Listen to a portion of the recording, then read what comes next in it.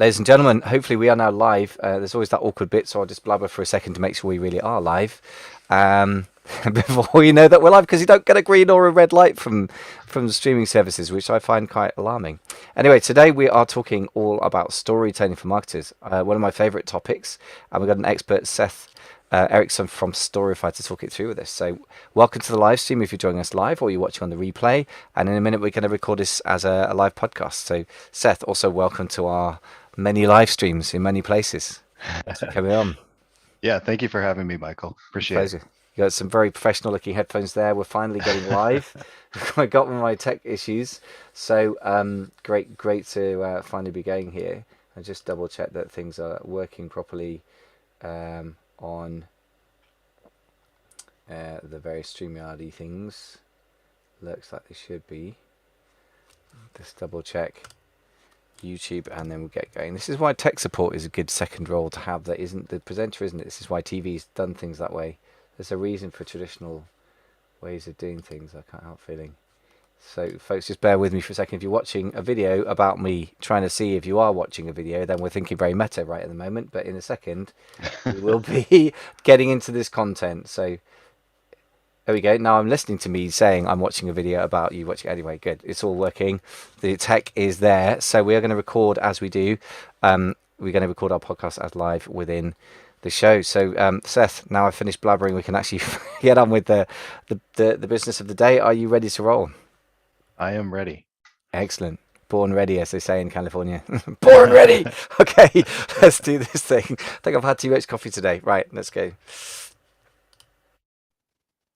Ladles and jelly spoons, boys and girls, welcome back to the 10K Collective podcast, the place to be for 6, 7 and 8 figure Amazon private label and custom product sellers, a subset of the amazing FBA suite of podcasts for Amazon sellers. My name is Michael Veazey, I'm your host, and today we are talking all about storytelling for marketers. Much talked about, seen as important, but is it really? Is there any validation, or is that just an idea? And if so, what do we do about that fact? How do we actually implement that as busy business owners? Today we're talking with Seth Erickson from Storify agency, and they're experts in authority building and brand building, and so a perfect person to answer these tricky and important questions. Thanks so much for coming on. Yeah, thank you for having me. Excellent. So first of all, storytelling and brand building. What do you even mean by that? Let's start by defining our topic here. Sure. So storytelling is essentially storytelling. We tell stories. We help our customers use storytelling as opposed to, yelling or shouting at their customers to try to grab their attention. We teach our customers how to tell effective stories so that people want to sit down and listen to what you have to say, as opposed to going, okay, this guy's just talking at me, right?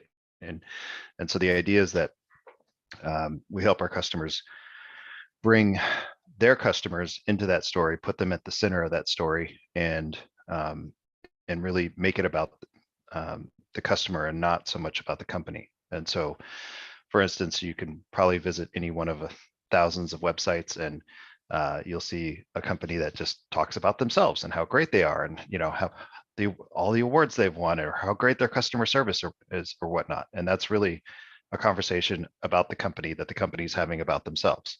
And so we're working with our customers to have the conversation that is telling a story about their customer and how their customer can experience their brand, their product, their service. And so it's really a kind of a change in focus on how we do that. And then the branding side of it is just really understanding, what type of company you are, what is your tone, how do you speak, what is your personality, and so that all is kind of baked into the story as well, right? Because we all have like the crazy uncle, who's got the fantastic stories, or the crazy friend, right? And they tell a story very differently than somebody else you might know. And so it's not only having a story, but it's also, how do you tell that story? What is the tone and the words that you use to convey those ideas? So Excellent. I like it. yeah. By the way, the crazy uncle thing, I think I fulfill that role for my nephew and niece. I don't have kids, so that all I get to be is an uncle when it comes to family and small kids. Um, Yeah. yeah, it's funny, isn't it? the way you speak as a person is so characteristic, and the way you tell stories. We all know people who can tell a joke and kill it flat, and other people who tell the most terrible joke and it makes you laugh, even though you kind of don't want to. And so you're right, and yet as businesses, we have this bad habit of, I think I would say, creating a rather sort of characterless, toneless communication if we're not careful, that we just take somebody else's tone. So it tends to vary between, hello, we've been established since 1878, probably British businesses maybe falling into that, and going, oh my God, this is super awesome, boom, boom. And then, that's just unbearable as well. And if you're unfortunate to be in internet marketing, then you get a heck of a lot of content like that, or adverts. I get so many adverts on YouTube that are unbearable because I've been misfortunate enough to click on somebody's website once. So yeah, I hear what you're saying on that. So now let's really dig into the question of the difference between storytelling and marketing, or is there one? Let's ask that question first. Well, yeah. So some marketing uses storytelling, but not all marketing uses storytelling. And so the difference is that a story really is about creating the hero's journey for your customer, whereas a lot of marketing tends to fall into either they're like trying to use psychological tricks like buy now and do this thing and whatnot. And in that, like, you can use storytelling, but a lot of times you just get a website or an ad or whatever with a lot of copy that really isn't saying anything interesting. And so and that also goes back to the personality aspect, right? Like one of the things that we talk about when it comes to branding is, if your brand doesn't have a personality, you really don't have a brand. You have a company and you have a logo, right? But those there's no brand around that. So the point being, yes, marketing does use storytelling. They just don't use it all the time, right? Like there was an interesting stat that I saw recently. Fast Company did. It was some research Fast Company did, and they said on average we'll see over 100,000 digital words a day, but most people don't feel. I think 92% of the people that they talked to in the survey said that they didn't feel like they were getting stories from the brands that they were following, and they wanted more stories. So right there, that is a perfect example of like how there's lots of words everywhere, all around us, and yet we're not getting stories through those words. So story is essentially a pattern that you follow, and the most well-known one is the hero's journey, right? And there's other ones. I mean, problem and solution, what I would call the late night infomercial. Are you tired of having your family attacked by raccoons? Well, buy raccoon off, and somebody sitting there going, yes, my family got attacked by raccoon, so that is a form of storytelling. Parables, idioms, these are shorter forms of story, right? They don't necessarily follow the hero's journey exactly, right? We don't have the hero goes from the ordinary world to the, like all this stuff that Joseph Campbell laid out. But there are ways that you can bake a story into what you're doing. But most of the time in marketing, people are just telling. They're just saying, here's what the product A does. It has these features, these benefits, and they're just kind of spouting out facts and information, and that's it. There's no story there. Yeah, and it's interesting what you were saying about 100,000 words a day that we read digital. That's a lot of reading, by the way. We're all obviously fast readers these days, and I guess they might be in the form of video or something else, or audio on a podcast. But there is something quite exhausting about that barrage, particularly if you're on the end of internet info marketers trying to sell you business opportunities. Trust me, guys, you don't want to be on their email lists either. But on the other hand, there's a sort of, when I want to relax, I also listen to words, but I listen to audiobooks or stories. And the BBC has got a great back catalogue of fantastic dramas, and I listen to untrue stories they're made up, but I somehow find that relaxing. And I guess the difference between the barrage of information that I find hard to deal with and then the story is there's something psychologically different, which really brings us to this area that I want to dive into with you now, which is something you're you've dived into to a level that I've not come across with anyone else in the space, which is the neuroscience of storytelling. So Mhm. tell me a bit about, so why do I have this psychological need for story, and yet I have this distaste for being barraged at a bunch of facts at me? Why is there that different reaction? Well, there's a whole bunch of things that go into that, but the gist is that because story acts as a pattern, it's a pattern that the brain understands. Whereas all the noise, right, all the data comes to your brain like noise, and your brain's like, I don't want to have to spend all this time organizing this and trying to understand what's going on. Just feed me, just spoon feed it to me in the way that I like to have it done, which is really storytelling. And so essentially from an anthropological standpoint, the reason that our brains are basically hardwired for story was because that is how we passed information from person to person, generation to generation. Before we had paintings, before we had alphabets, we had to know, okay, do this in the wintertime, do this in the summertime. Eat this thing, don't eat that thing, right? It's basically a survival mechanism. So um, people from you know the stone age basically told stories to one another as a way to pass information to make sure that the next generation lived and went on. So um, you could get into the question of like, well, was this an adaptation to our environment, or were we always like this? It really doesn't matter, because what neuroscience is telling us is that we are like this. So there's a lot of different things that are happening, and I'm I feel like I got on a little bit of a run here and I forgot your question. I No, that's cool. I apologize. mean, I think you're answering the question of why do I feel like that, or why do we need stories, not facts? And you said it's because that's how we pass on information. So there's some part of the brain that can deal with information in the form of a story when it can't deal with it in another format, by the sound of it.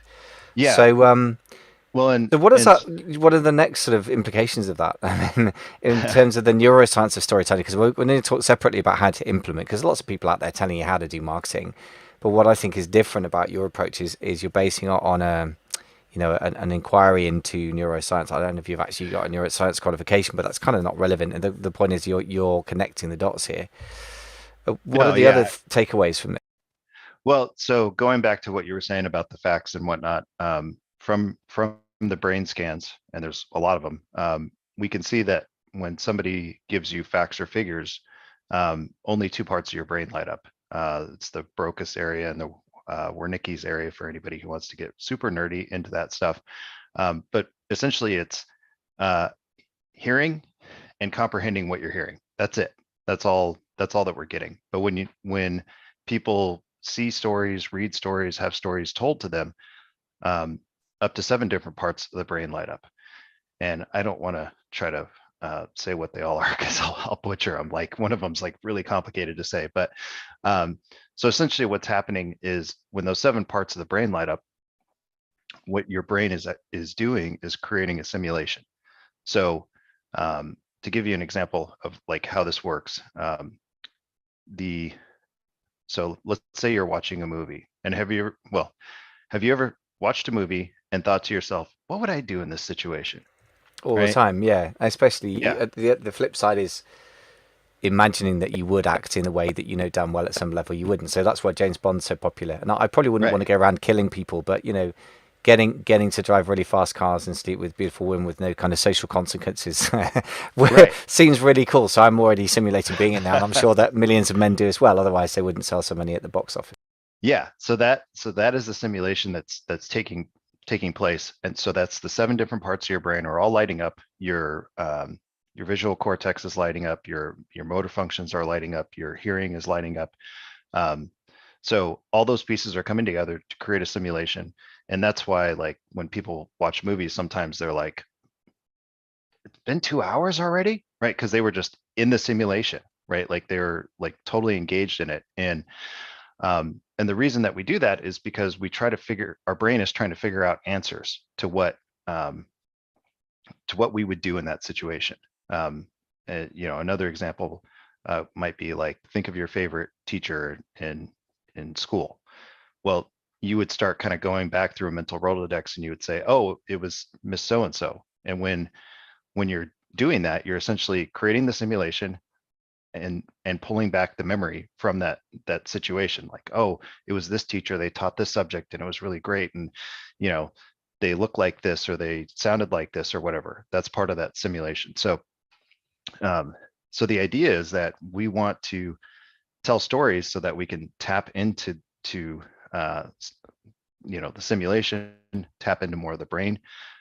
When more parts of the brain are engaged, your odds of being remembered are much better, right? Like somebody can tell you a story and you can easily take that story and go tell somebody else. So it has kind of a little bit of a viral content to it.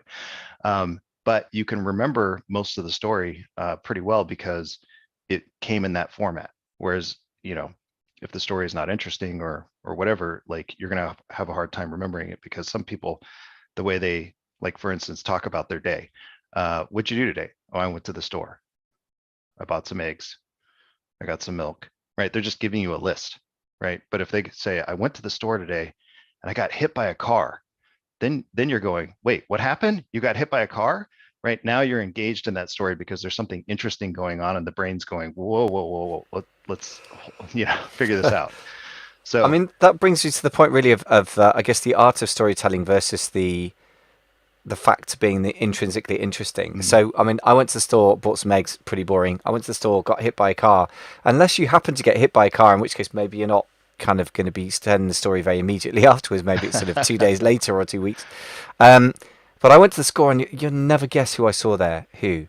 Oh, it's that so and so. What? She's showing her face around here. I thought she ran off with that guy's wife, and So there's the sort of personalities that get involved, right? And also, so there's the art of sort of being emotionally, I suppose, engaging. So a store is a place, an egg is just an object, whereas a person could be a social threat, or they could be socially attractive, or somebody you kind of secretly wish to be, but kind of also want to judge at the same time. There's lots of things go on there with that. yeah.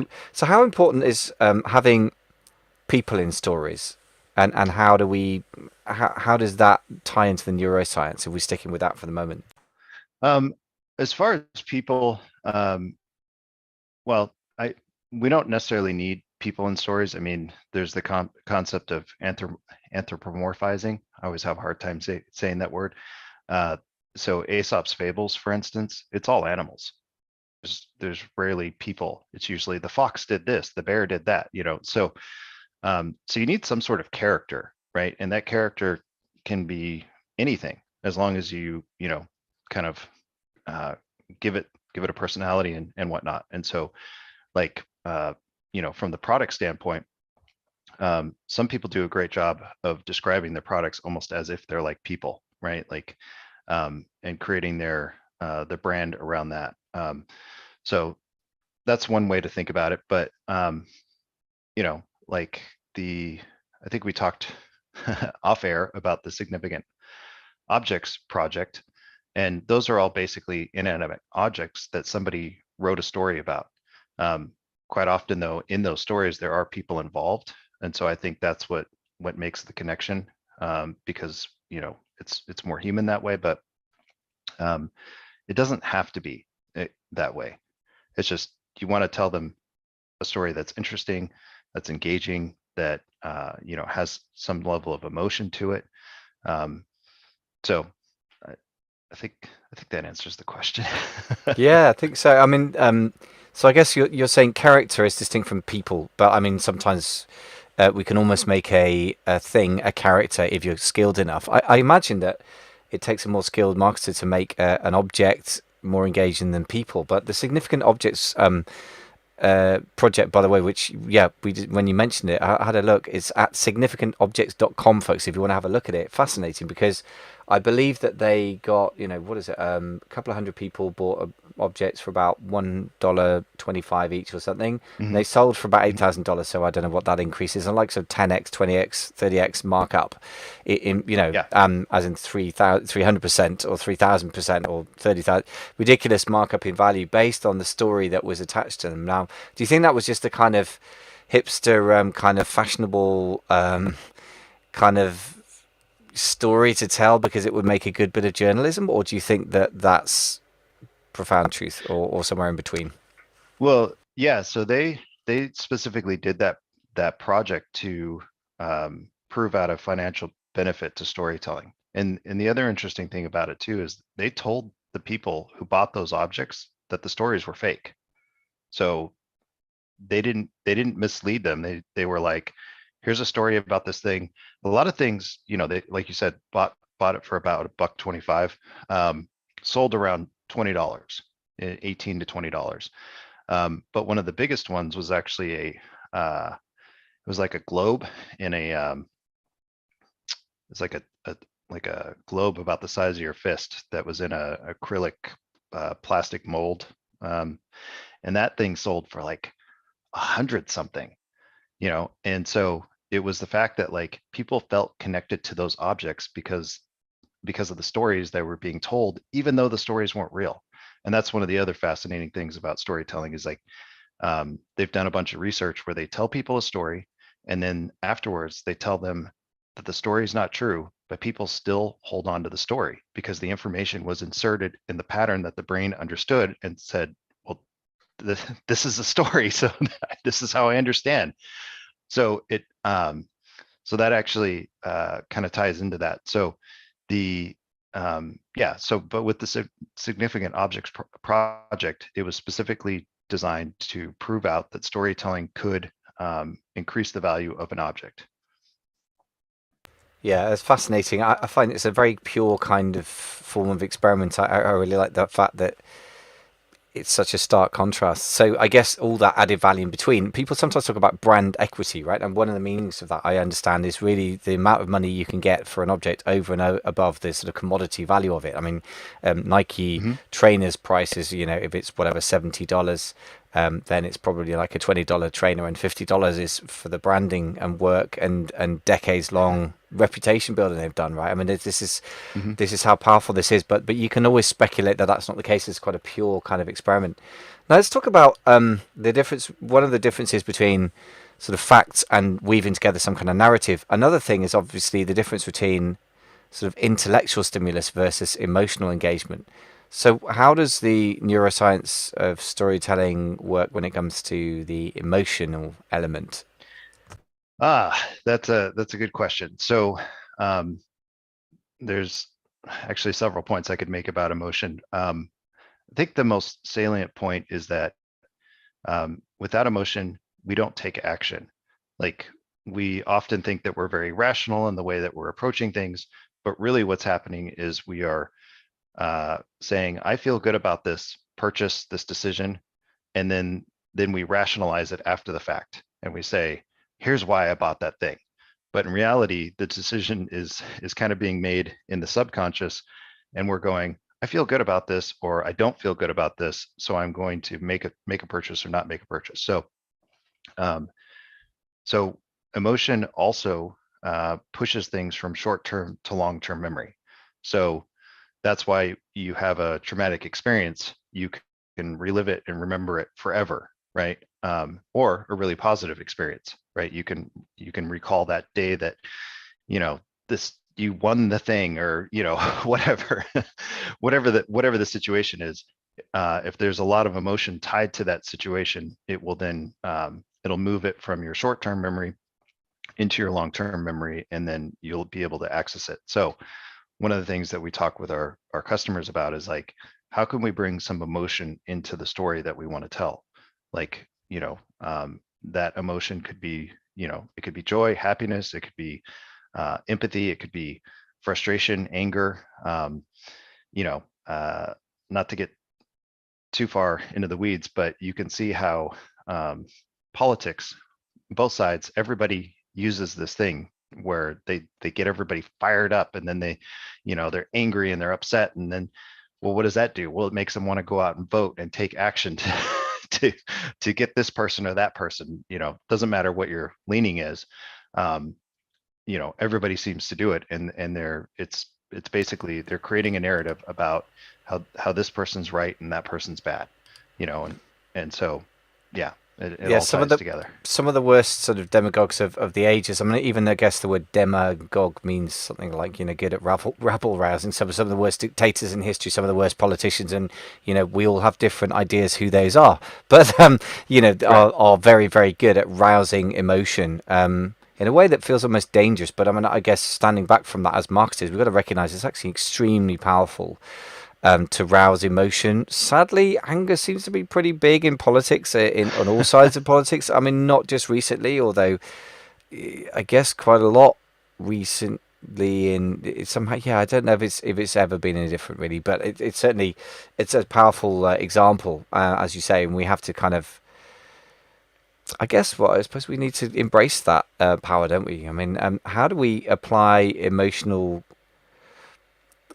storytelling in a responsible way as marketers? I mean, it almost feels like there's something very dark going on there. I don't really want to go out and say, you're going to die unless you use our product, and you do get adverts like that, and particularly in the American Yes. space. I mean, like Yeah. Brits are a bit Yeah. more skeptical than that. But how do we avoid becoming that sort of person without leaving the power of emotion at the side of the table as well? Um, s- yeah. So that's a great question. I think one of the easiest ways to do that is to have empathy, to say, I understand what you're going through. I understand your struggle. Um, we were frustrated with this problem. That's why we created this product or service, right? Like, so in that case, you're showing empathy and saying, I understand you, as opposed to going, buy this or else, right? Like, um, so that's one of the ways that we try to do it. You know, sometimes you do need to punch up a story, and you need and how you do that is you basically say, well, life could be like this with if you used our product, but it might be like this if you don't use our product. So you're using, I'm sure you're probably familiar with the term future pacing, right? What might your life look like if you had our product or service? How much easier would your life be? How much less frustration would you have? So in that we can talk about emotion, but we don't necessarily have to um, charge the person up with emotion. And you're right, there is to go back to your earlier point, there is a dark side of storytelling, which I specifically left out of the book because, and I had several people ask me about it, and I was like, I really don't want to give the children dynamite, like, I just, uh, I don't think people need to know that, but I will touch on it briefly to say that, um, you know, propaganda is a form of storytelling, and it generally is used to manipulate, right? And cults quite often use storytelling to create, the story about the aliens that live in the comet that we're all going to go up and meet, right? Like that is a form of storytelling used to kind of affect what people's thoughts and emotions and feelings, and obviously it's not good. So there is a dark side to it, but yeah, like you don't have to try to manipulate people with a story. And I find that like storytellers who do try to manipulate people that way are sort of disingenuous, right? Because they're coming in with an ulterior motive, or um, as opposed to businesses that are ethical, that are like, we just want to help you, like, so there is, storytelling can be used for manipulative purposes, and so obviously that's no bueno. Yeah, of course. But I guess that it comes down to, from what you're saying, if you choose an emotion like empathy versus anger, I guess you're going to have a very different response. And it strikes me that a lot of politics does major on anger on both sides, right or left wing, if that's even a meaningful distinction these days. But certainly all sorts of different types of politicians use anger a huge amount, and also a lot of political discourse, particularly on Facebook, degenerates into anger, and that's probably one way to get attention and get engagement that we don't want. But the opposite extreme. Just one last question on the neuroscience, and then we'll wrap this one up and move on to the how do we actually implement this piece. But final question on this is a lot of stuff feels like it doesn't have emotion behind it, because if you're making a business-like decision, for example, if you're trying to sell your products to So let's say you're a brand owner, you've developed private label or custom products, you own the IP, and you want to start selling it to medium box or even big box retailers. You want to sell 100,000 units a quarter to, Walmart or somebody smaller. Hmm. Um, it's tempting to say, oh, that's just a business decision. That's going to be based on the numbers and rational analysis. Storytelling and emotion don't come into it. Is that true in your opinion? Or is there still an element of emotion in story? Well, so that's a great question because so we work with startups a lot, and um, what quite often happens is the startup will come in and they'll start wanting to lay out the business case for why somebody should fund their startup. And what we do is we say, no, no, no, no. Start with the story. Well, why do I start with the story? Isn't the numbers that what matter? Yes, the numbers matter, but it's an order of operations thing. By telling a story, you're getting them interested in your idea or the problem that you want to solve, or the company that you are. Then when they're interested, then they're going to want to know the numbers, right? But if you come in with the numbers, then they're just going to be like, okay, and you know, whatever.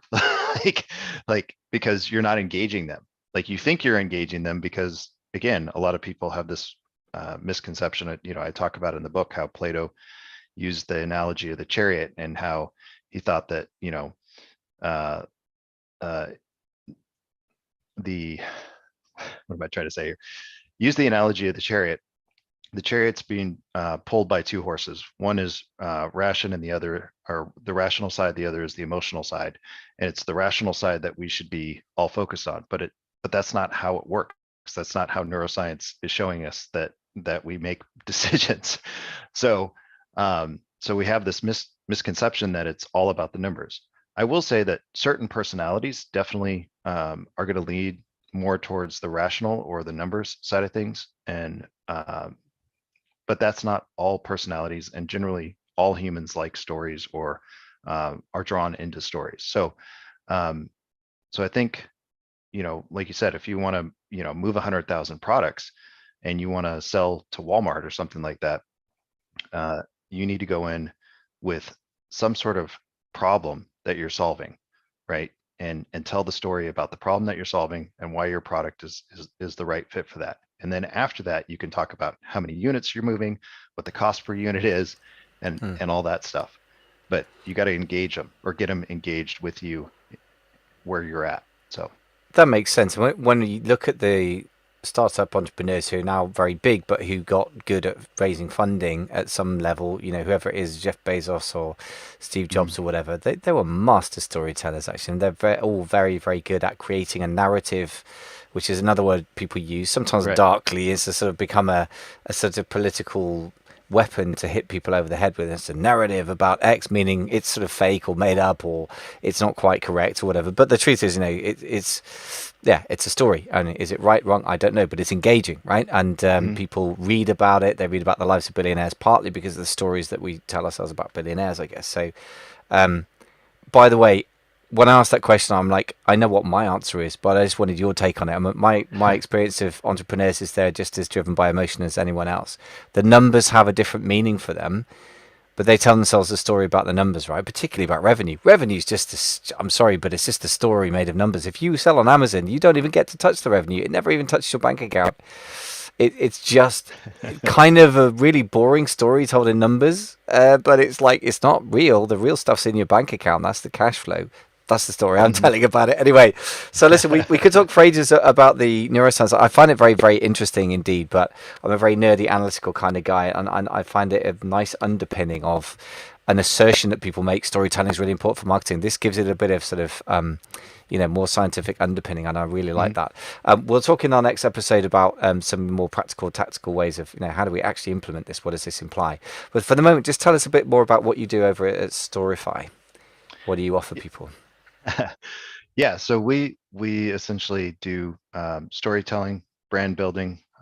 We help you build your brand by creating a story and defining who you are, who your brand is essentially as a person.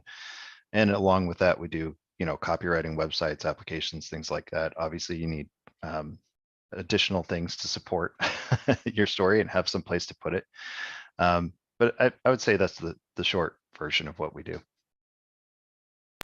as you say, the nobody cares how the sausage is made. Most startups get excited about their tech is neat, but it doesn't tell the customer how you're solving their problem. Yeah, and you're right. I mean, particularly startups, like the number of startup entrepreneurs I've had on the program is just tons. And well, tech companies, I should say, SaaS, and some of them have got extremely clear. I mean, most of them, if they come in a podcast, by definition, they've clarified their message to the point where they've managed to get through the sort of filters we have. Otherwise, I'll just go like, I don't understand how this makes sense for my audience.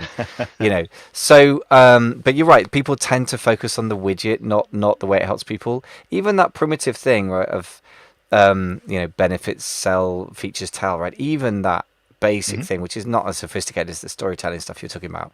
Even there, people fall down all the time. We get very product centered, don't we? So yeah, it's really important to have people who can stand back from your operations and go, yeah, but why are you doing that, and why the hell should anyone care? And it feels hard to justify that money sometimes. All I can say is that I have seen businesses transformed by going through that stuff. I think, particularly if you've got operations, you're probably going to be lousy at marketing because people are normally good at one or the other.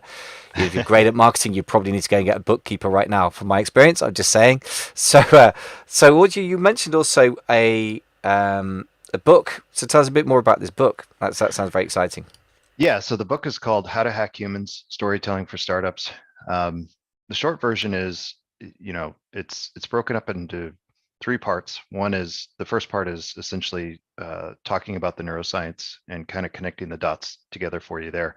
The second part is really understanding what is the recipe to tell a good story, and what are the different types of stories that you can tell. We kind of hit on a few of these things in the conversation. And the third part is the section I call Steal My Stuff. Like, I go through and explain how to write use storytelling in emails, how to write, how to do storytelling on your website, right? And I have kind of like a Mad Libs template in there that people can use to get them started, right? And yeah, I try not to hold too much stuff back. The book's $7.99. It's on Amazon. You can get it in Kindle and paperback and hardcover even. And hopefully in the next month or so, the audiobook will be done. It's all recorded, it's being edited, and I read the book, so I don't know if that's good or bad. No, I think for business books, I think I'm always keen. I'm always slightly disappointed personally when I come across an author who's deputized out the selling, the storytelling of his own book or her own book. Because I always feel like for business books, it's not the same for fiction. There's a very highly skilled to put a story across that's a full-on fiction story, right? But I think, if you're learning from a person, normally it's because you want to get to know that person. So yeah, I'm kind of personally glad to hear that you're doing that speaking. Also, very smart to have the audiobooks. So many people I know listen to a lot of audiobooks for business books because they love business books, but they don't find they have the time to just literally stand and read. So that's great.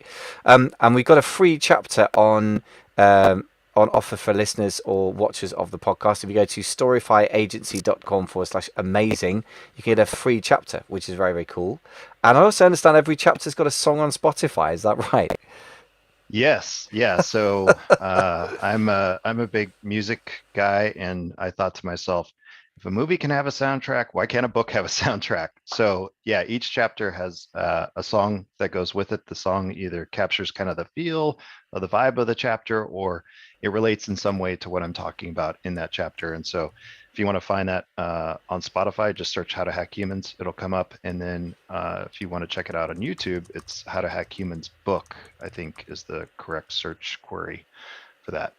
Excellent. Well, that sounds really fun. I like the idea of a book with its own soundtrack. That's definitely up my street. So we're going to talk next about how to implement storytelling principles in e-commerce marketing. But for now, just give people a chance to absorb everything we said. Many, many thanks, Seth, for sharing all your thoughts about that new neuroscience of storytelling. Excellent. That's our first episode done. Are you good to keep going? Yeah, I'm got good. to run off. Excellent. Sorry, I know we had our tech issues at the beginning that sort of put us behind a bit. So if you are watching live or on the replay, if you're watching live, then do feel free to pop any things into the chat. I'm just saying that. Can I find the chat function here on my sec? Probably somewhere here. It's not there. Where is it? No, it's not that. No, well, that was definitely not it. It's somewhere here. Come on, Restream, make it easy for me here. No, I can't see it. Anyway, I may not be able to answer your chat live, but do ask on the replay, because certainly we can pop in and answer any questions that come up. That can be quite cool. Nope, cannot find the chat function for today for whatever reason.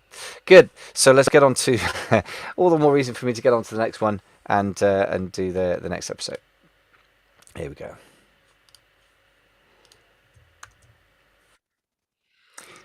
Ladies and gentlemen, boys and girls, welcome back to the 10K Collective podcast, the place to be for 6, 7, and 8-figure Amazon and private label and I messed that one up. Let me try again.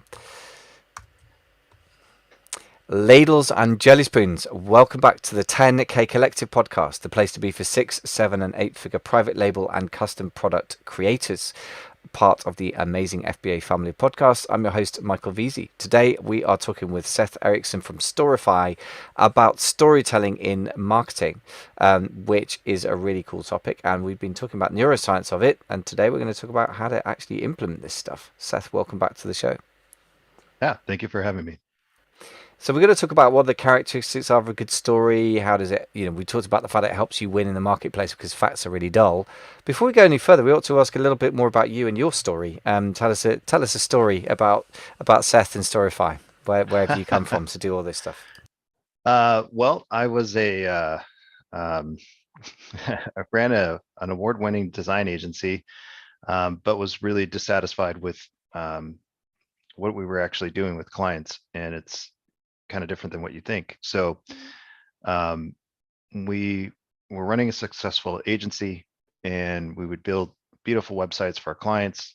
They would love us, we'd be happy, everybody's happy, getting paid, that's great. But then I would say, well, on your, did your new website help boost sales? Well, no. Okay, did you get more signups? No. Okay, so we're not actually helping you. No, the website looks great, it looks awesome. What are you talking about? It's fine. And I'm like, I'm not actually helping your business. You're just paying me to put lipstick on a pig. I don't know what I'm doing here. And so after years of being kind of frustrated, I was like, I got to figure out a better way, something else to do, because I actually want to move the needle for my customers in their business. I got into business to help other people. I mean, obviously I really like design. I went to design school, and I was always told design changes the world. And then I had this kind of epiphany that it's actually the words that are making a major difference. I mean, the design helps, don't get me wrong. If you have a really poorly built website or design for your brand, then obviously you're going to look, people aren't going to give you a second look. But so that is important. But at the end of the day, us squishy meat bags called humans use, this thing called communication, which either happens through, vibration in our ears or words on a page. And that's what is actually, convincing them to buy or not buy your product or your service or whatever. So I was like, well, how do I get better at storytelling, or not storytelling? How do I get better at communicating? And a friend of mine gave me the book. I think it's Story Wars by Jonah Sachs, or Winning the Story Wars. Anyway, if you search Jonah Sachs, you'll find it. Point being, though, he goes, "You're a storyteller." I said, "Great. What does a storyteller do?" I honestly thought storytellers were like people who lived in Hollywood and wrote screenplays or, wrote books, which at the time I didn't have a book. And so he gave me that book, and I became fascinated with the topic of storytelling, and some of the books started to talk about the neuroscience aspects of it. And then I was like, well, there's science backing this up. This is interesting.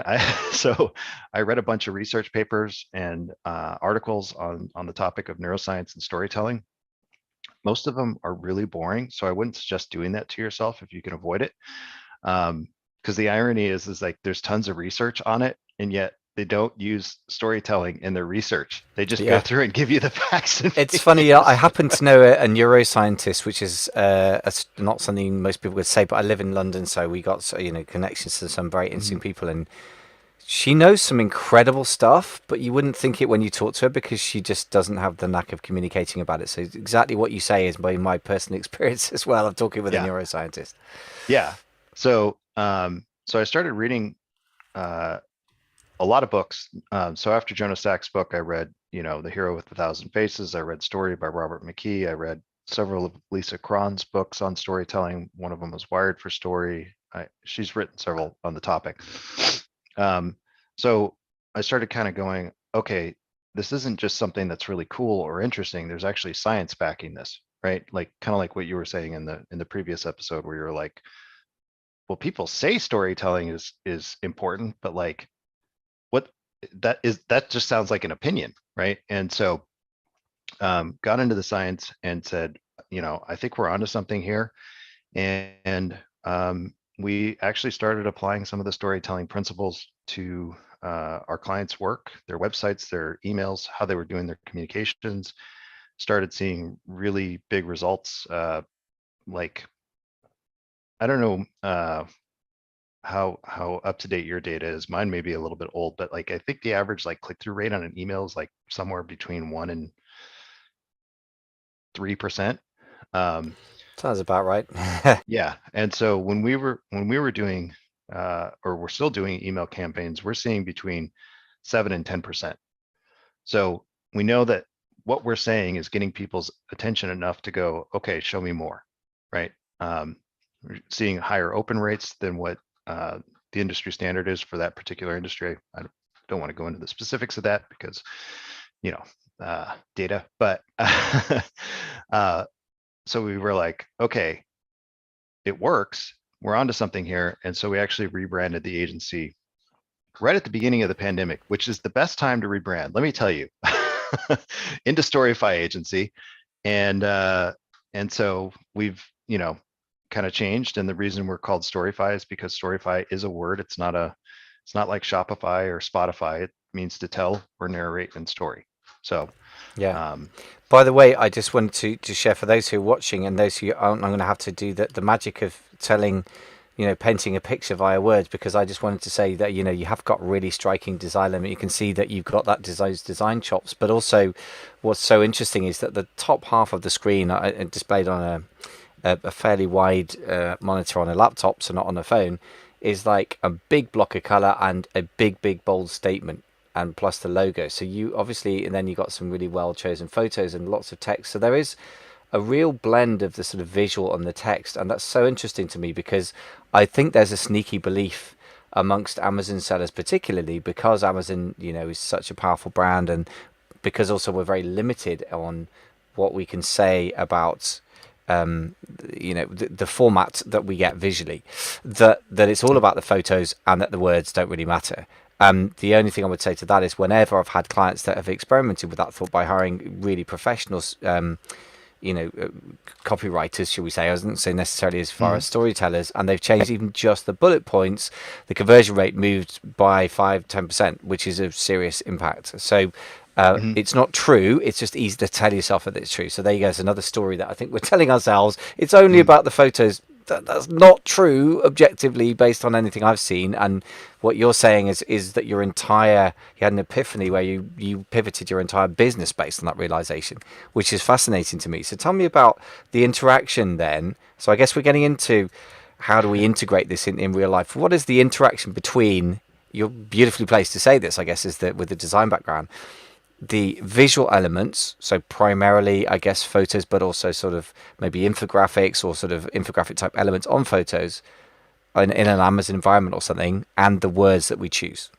Yeah. So I think the graphics and the photos do a couple of things. One, they get attention, right? Like if you see a nicely shot product, then you're like, oh, you might be like, oh, that looks interesting, right? But the other thing it also says, and I mentioned this earlier, is we kind of make a value determination, like, oh, these guys must have their stuff together, or these guys are really, low ball, whatever. Um, and so with the image getting your attention and maybe the style, of what you do being attractive to people, then they're going, okay, I'm interested.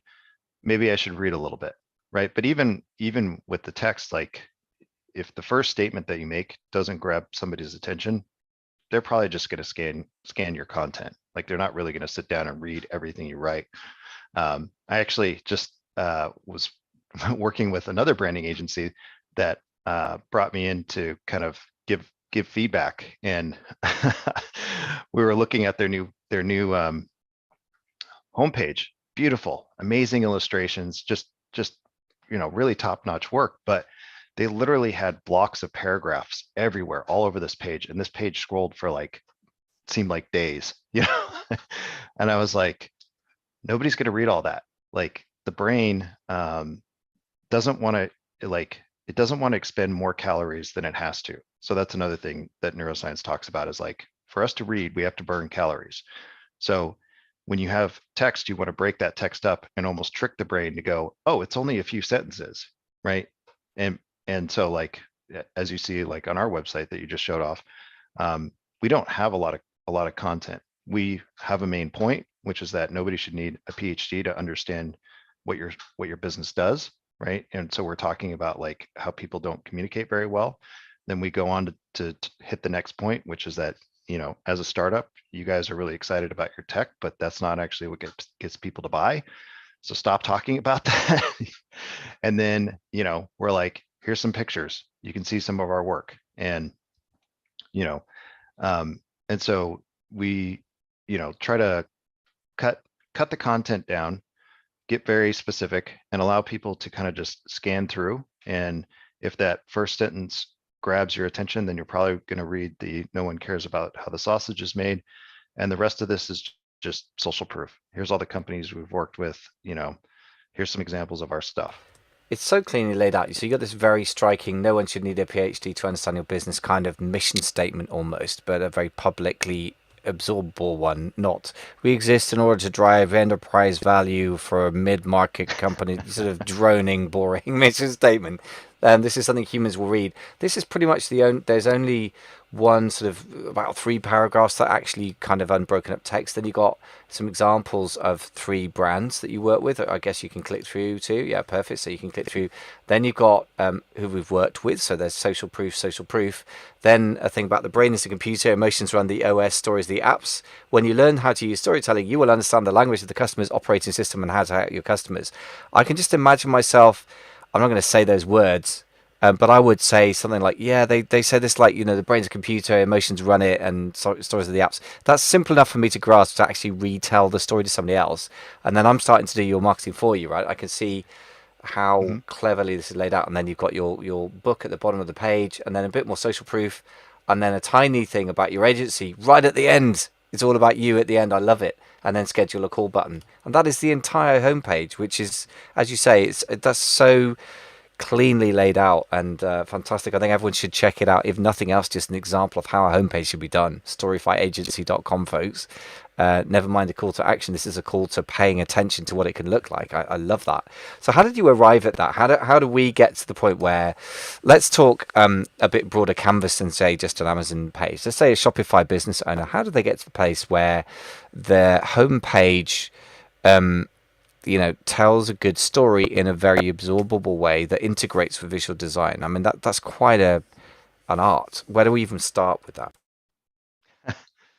Yeah, so e-commerce is obviously a little bit different than the way that we're set up, because we're an agency, and so we're not specifically selling products. Although in the future, hopefully, we'll have quite a few things to offer besides just the book to help people. But so I think so. It's a little bit different with e-commerce, because typically, like you depending on how your e-commerce store is set up, like you either have some people who will sell anything and everything, right? And then you'll have some people who sell specific things, like these are the candle guys, these are the the whatever guys or girls or whatever. Let's Um, assume that most people have got, I would suggest, possibly discuss the wisdom to focus on one very specific type of product, which actually most of the people I work with would anyway. So let's yeah, assume that, that would maybe be where they, you would yeah, direct them. yeah. Yeah, so I would then look at what is what is the need or the problem that the product that you're selling solves. Talk about that. Start there, right? So let's say, they sell, I don't know. How about you give me an example, and I'll try to riff Yeah, along with sure. your pitch. I try and avoid sort of naming particular client products, but let's Well, say just some say what kind of type of product. yeah, because some kind of sports clothing, and let's say it's sort of moisture wicking stuff for mountaineers or something. I don't know anyone who sells that, but I do know have clients who are in this sort of clothing space, which is pretty challenging, by the way, but big. So so imagine it's moisture wicking clothing, for example, for sports people. Yeah, so I would start by putting a statement at the top of the page, kind of addressing that. Like, um, again, this is totally on the fly. I would need to sit with a little bit more, but like, you would want to talk about like, you know, being being sweaty sucks, right? Like, right? That's the problem. The moisture wicking is the solution. So we want to talk about like the challenge that the customer is facing. And so the central idea is that your customer is the hero of the story.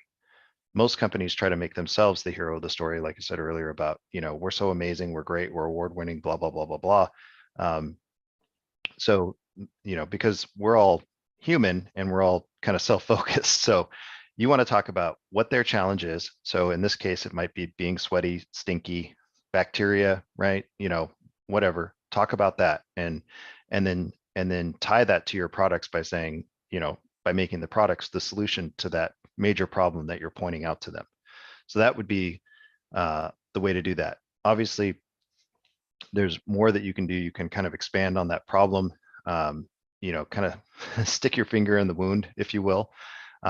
That'll bring in some of the emotional aspects of like, you know, don't you hate it when, you've been out running and your wife complains that, your clothes stink and, you know, well, you should use this product because it's antimicrobial and it'll wick the sweat away from you, and the smells will stay in the you know the athletic gear and not get all over your Yeah. house, or like there's any number of ways that you can kind of position that. And so um, one of the other things that you can do practically is when you're writing, look at how you're writing. Are you saying I, us, we, our, or are you saying you, your, right? Are you talking to the customer about them?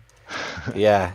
By the way, that reminds me of a very simple hack, which I find, by the way, if you've got existing copy that you think sucks and you want a very quick hack to improve it, I just go through and look for the words I and we and just send to you. I mean, obviously, you've got to change the grammar and the meaning of it sometimes, but Mm, sometimes you just change you. Like, we've been in business 50 years. You can be reassured that you're dealing with somebody responsible who's been in business for 50 years, etc. Like, mhm, you can change everything to you, really, if you think mhm. about it. And that's, yeah, it's such an easy hack, that one, isn't it? I find it's not that hard to do. I mean, that's not all I'm suggesting we do, but that's a start, and it's an easy hack. If you got to change around some copy quickly, and you don't want to spend a lot of time and energy on it. Sorry, I interrupted with a rather Well, crude point. no, and that's a great point, and I'll throw another tip on top of it because uh, it's the bonus round, I guess. Um, One of the other things you can do is I would say that your website shouldn't have more than a couple hundred words on it. Especially the homepage, which most e-commerce stores are not going to run into that problem like a brick and mortar business might. Um, but I would try to limit the amount of copy. And then the other thing I would do is if you're like, hey, I want to kind of apply some of this stuff, that sounds great. I could totally see how this is going to work. Read your copy out loud to yourself. That is a massive thing that will help you fix really clunky sentences. It'll help you fix things that are uh, just said incorrectly. It'll help you fix grammar. So that is another thing that you guys can do like today. Sit down, read it out loud to yourself, and then ask yourself, would I read all this if it wasn't my website? If you have a lot of copy. So um, there's some quick tips that they're not like storytelling specific, but they're copywriting specific, and um, they all tie together, I guess. They do, but yeah, we ought to get onto storytelling. You're quite right. So that we're dealing with the sort of dirty hacks end of of marketing copywriting already, which is not, it's better than not dealing with it. But so if we have Right. this sneaking feeling that we've got this long rambling or even short and but rather characterless and certainly not storytelling homepage specifically, let's focus on that just because it helps. But we can get broader if you want. We can talk emails, we can talk whatever you want. Where do we go next in actually driving creating a narrative? We got to focus on the customer. We got to talk about the problem. Okay, so this is copywriting 101. Good Right. advice, and often not followed, so it's good to hear it reiterated. But how do we turn that into a story, though? What's the next step? Yeah. So the reason we start with a problem is because every story is about transformation, right? Like good ones anyway.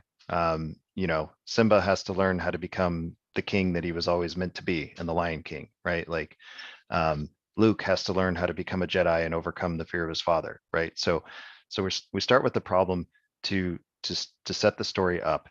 Um, what we need to do through that process is then, like I said, kind of expand on the problem itself.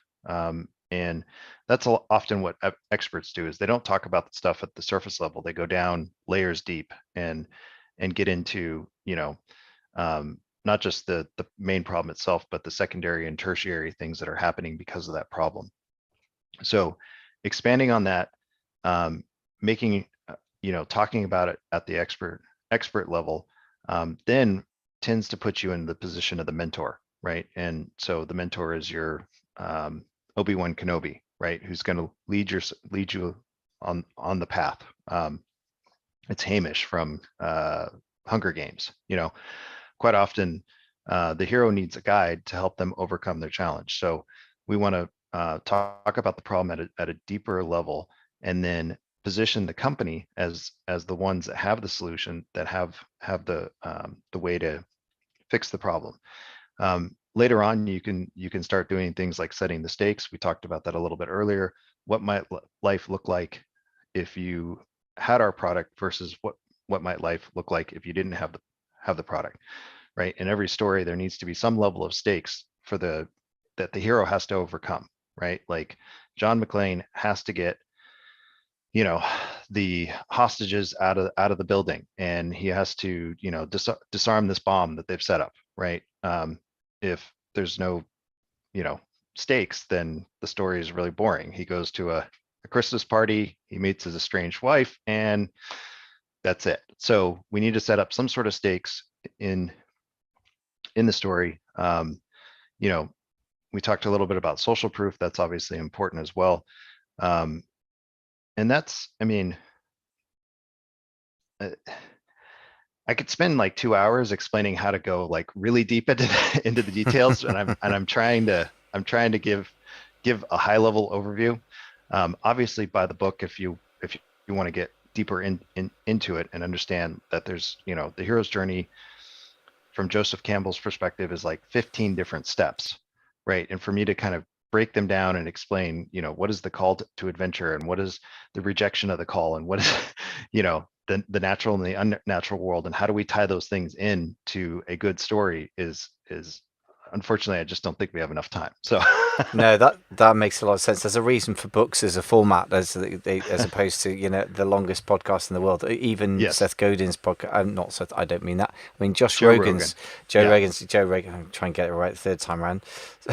So I don't listen to his podcast very often, but when I've listened to a couple of his interviews, like with Elon Musk, and they are long, but they're pretty engaging. But even so, it's not a book. So you're mentioning quite a lot of very interesting books, by the way. So Joseph Campbell's Hero's Journey. I've heard of the Hero's Journey, but I hadn't heard of Joseph Campbell's book. So that's very interesting as well. Talking of books, obviously we ought to mention your book, which we've talked about in the last episode. But let's talk about it again. How to Hack Humans. So you said there's 3 parts: neuroscience, a recipe for telling a good story, and then steal my stuff. So you're generously giving away the farm there. Tell us a little bit more about what is in the recipe for telling a good story bit. So there was sort of overview of that bit of your book. yeah. So the most so the hero's journey is important because and Joseph Campbell was the one who coined the phrase the hero's journey in A Hero with a Thousand Faces. And the reason the book is called A Hero with a Thousand Faces is because they kept seeing this repeating story pattern through cultures that had never even talked to each other. They kept telling the same story over and over and over again. So like, you know, Native Americans were telling a very similar story to people in India, 5,000 years separated, 10,000 years separated from one another. Well, why is that happening?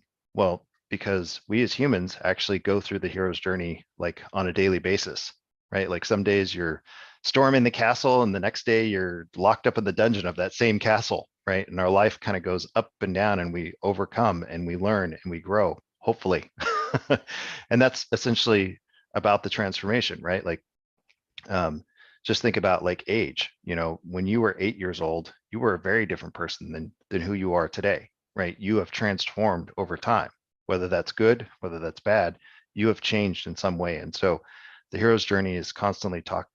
All these stories constantly talk about transformation, and what Joseph Campbell realized is they're telling the same story. They just have different characters, and it's like I said, it's broken up into 15 different parts, and um, I usually just pull up the the graphic so I can remember all the different parts. But essentially your hero has some sort of villain problem issue. They're in the normal world, and then they go to the supernatural, the supernatural, or the what else they call it? I can't remember what they call it. So they go from the normal world to the supernatural world. So that basically means everything around that character has changed. The way they saw the world has completely changed. Like, you know, to use Star Wars, because I love Star Wars, Luke didn't know what Jedi were, had no clue of the Force, right? Like he went from I'm a moisture farmer to magical space wizards, you know, and and so that's his transition from the normal to the not normal, or the spiritual world. But in that midsection, like I said, I talk about how a slogan can tell a story. I give the example of Disney, the happiest place on earth, right? That is a very short, concise story, and it has emotion, right? Because it's the happiest place on earth, not the best place on earth. It's not, the neatest place on earth. It's the happiest place on earth. So I talk about that. I talk about analogies, idioms, parables. Those are all short forms of story. So I kind of give you some different ways that you can look at using storytelling. It doesn't need to be the full hero's journey. The hero's journey is just is kind of the granddaddy of all storytelling. But then, you can look at other ways to kind of shorten that up, and your story doesn't have to be War and Peace, right? Like, Yeah, that's a relief, because I think that just thinking about I'm working on putting together an audiobook, which isn't something I've revealed to listeners before. So if you're listening now or watching now, you heard it here first. Creating audiobooks out of some of the interviews I've done for specific themes.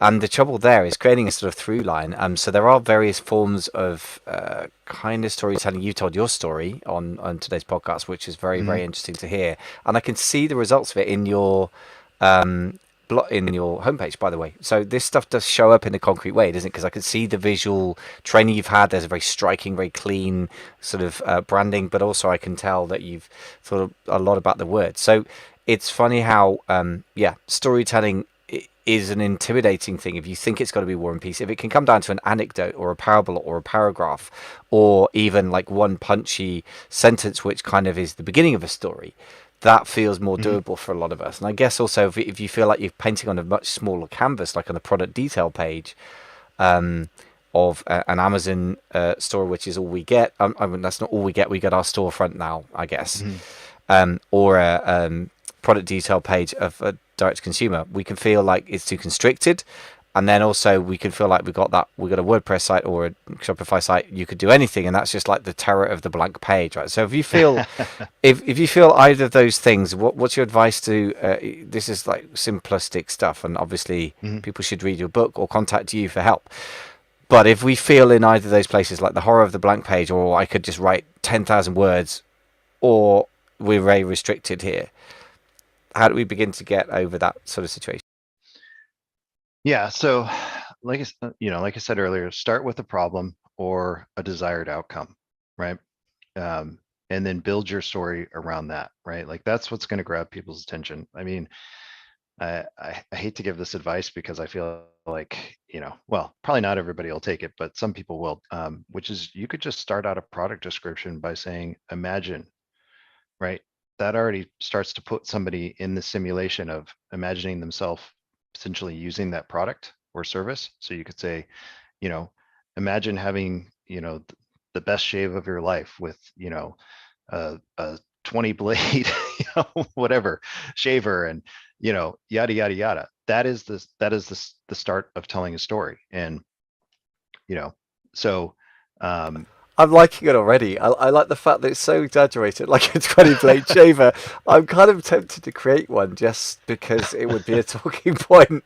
But presumably the landed cost would be horrendous, and you'd sell about one a month. But I would have it as one of my variations. After like the 20 blade, the monster or something. I'm really, you know why? Because part of me is just like a born entertainer. My wife and I just kind of entertain each other at home. We do a kind of show for nobody because we get bored. And but that entertaining slash storytelling instinct's there. So I think I sometimes having something just so you can talk about it for me feels like it's worth having. And like, the most expensive book on Amazon, for example, as Chris Green has had in the past.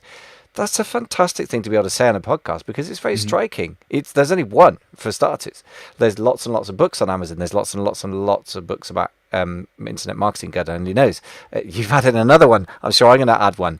But the most expensive book on Amazon is kind of interesting. Or the 20 blade shaver. I love it. And I like this idea of putting the word imagine. You know who I think it's really important for? I think it's important for the person writing the copy because you put the word imagine in. So you're telling yourself, right, okay, we're in the business of trying to get people to imagine stuff. That shoves you on a different route to we're in the business of listing 10 million boring features, right? And I think that's really helpful.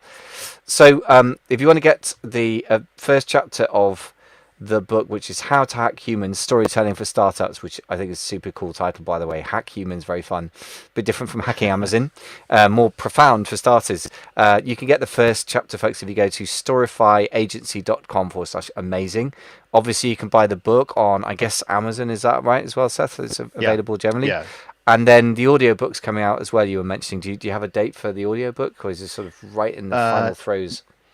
Not yet. I've recorded it all. Now it's the editing process of all the flubs and everything. But the audiobook is actually going to be the unrated director's cut where I add a bit more salty language and additional commentary. And also in the audiobook there's going to be bloopers, outtakes, but also a author's commentary where I was interviewed about the book, and so it's almost like when the director's commentary, like on a DVD or Blu-ray or whatever. So, Nice. So you're um, taking a bit of a leaf out of Hollywood's book there. I like it. yeah, Uh, and tell me about the soundtrack as well. I know that's the thing. yeah. I mean, the soundtrack. I'm a I'm a big music guy. Funny enough, 20 years ago, I used to be a rave DJ, so I've been really into music for a long time, and I have some interesting stories I could tell you about that, I'm sure. But I love all kinds of music. The soundtrack is all over the place. It's really eclectic. I've got Japanese hip hop. I've got French music. I've got 80s pop music. I've got hair metal.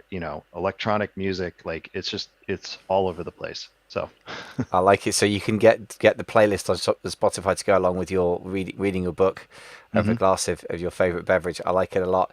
So great stuff. Listen, we better you get back to running an agency. That sounds like a big enough job in itself. Really enjoyed our conversation about storytelling. And if nothing else, folks, once again, go to storifyagency.com just to get an idea of the integration of design with super smart layout and structure and words. I just think it's the cleanest example I've ever seen of what you're talking about. So you're walking your talk.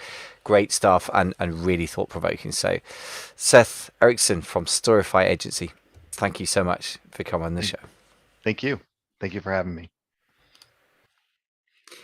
So that's recording done, folks. So if you're watching, presumably the replay now, do pop in any comments or questions for Seth if you're going to get a bit of free advice from somebody who seriously knows their business about what I think is a fundamental part of your business. So it's been a great fun. So thanks for playing ball for so long and putting up with some tech issues as well. Been great to have you on the show. Thank you so much. Yeah. Well, like I said, thank you for having me. It was a lot of fun. And I mean, there's so much to cover, and it's hard to like, Yeah. in my mind, I'm like, okay, what do I say to help kind of pin this down in people's minds? Because like I could get really nerdy over here. And then Yeah. we lose the plot, and yeah. Yeah, So it's all good. It's all good. And I think that those of us who are very detail oriented, like myself, are natural book people, aren't we? I'm a great consumer of books, so I'm looking forward to reading your book very much as well. Anyway, so for those of you who've joined us live or on the replay, thanks so much for watching.